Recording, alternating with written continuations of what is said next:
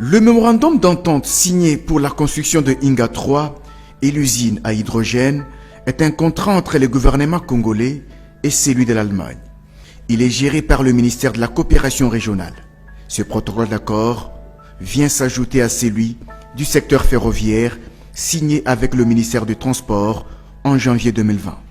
13 milliards d'euros pour Inga 3, 12 milliards d'euros pour l'usine à hydrogène et 23 milliards d'euros pour les secteurs ferroviaires dont le mémorandum d'entente a été signé avec un consortium des privés allemands. Pour le chemin de fer, les projets consistent en la construction, la réhabilitation et l'exploitation du réseau ferroviaire en RDC. Il concerne un total de 10 000 km de chemin de fer, dont 6 000 km existants et 4 000 km des nouveaux réseaux qui visent à connecter toutes les 26 provinces du pays et connecter le pays avec ses voisins. C'est un projet transnational qui sera développé par phase.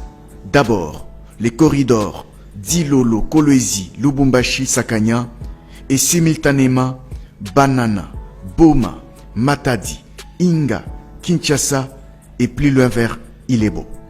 Les 23 milliards de ce projet ferroviaire seront entièrement financés par un consortium allemand. Le réseau ferroviaire, combiné avec Inga 3 et l'usine à hydrogène, constitue un projet intéressant.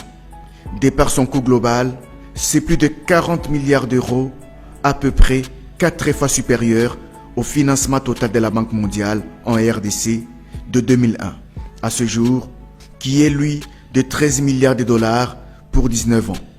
Cet investissement est plus de 3 fois supérieur au budget initial de 2020 de la RDC, qui était évalué à 11 milliards de dollars. Il est supérieur de 13 milliards à la somme d'investissements directs étrangers en Afrique subsaharienne en 2018, qui eux sont évalués à 31 milliards de dollars. L'investissement allemand en RDC est plus de 12 fois supérieur à la somme des investissements étrangers en Afrique subsaharienne en 2019, qui sont évalués à 3 milliards.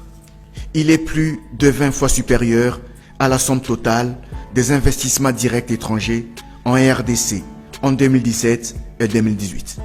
Sur base des investissements de 2017 et 2018, il faudra plus de 30 ans pour la RDC de rassembler un tel niveau d'investissement étranger. C'est dire que c'est une première en RDC.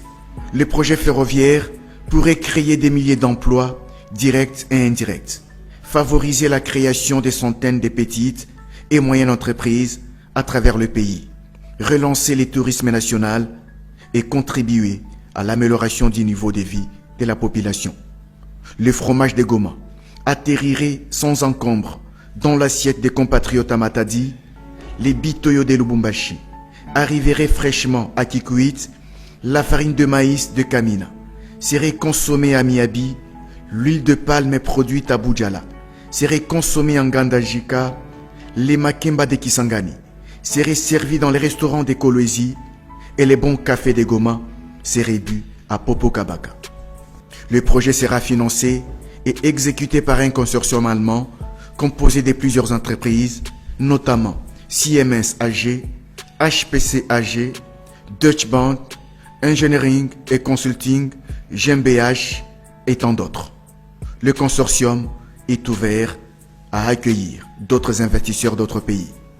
La présence des géants industriels allemands pourrait envoyer un message fort en direction des autres investisseurs à travers le monde en termes d'attractivité de la RDC et pourrait contribuer à l'amélioration de la perception du risque pays et éventuellement tirer la position de la RDC dans les classements Doing Business Report vers les hauts. Cet investissement n'est pas un prêt. Il n'y a pas de risque financier substantiel de l'État congolais, pas de risque de défaut de remboursement, aucune garantie souveraine n'est demandée. Opportunité, création d'emplois, création de richesses locales.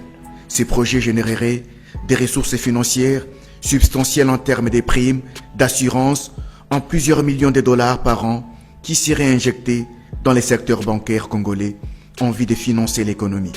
Les banques locales pourraient ainsi accéder aux ressources financières de longue durée qui font actuellement cruellement défaut et pourraient ainsi financer notamment le logement et susciter un boom immobilier. L'État congolais percevrait des dividendes, de redevances et des taxes sur le projet. Pour l'usine à hydrogène, c'est le débit du fleuve Congo qui a attiré les Allemands. 5 minutes seulement de débit produirait l'hydrogène pour un mois à exporter vers l'Europe et les États-Unis. Après les mémorandums signés, les contrats formels sont attendus dans quelques heures. Selon les indiscrétions, les études vont débuter dans les 3 mois qui suivent la signature des contrats et les travaux proprement dits une année après. Ce projet est attractif et constitue une opportunité d'investissement qui mérite d'être encouragée.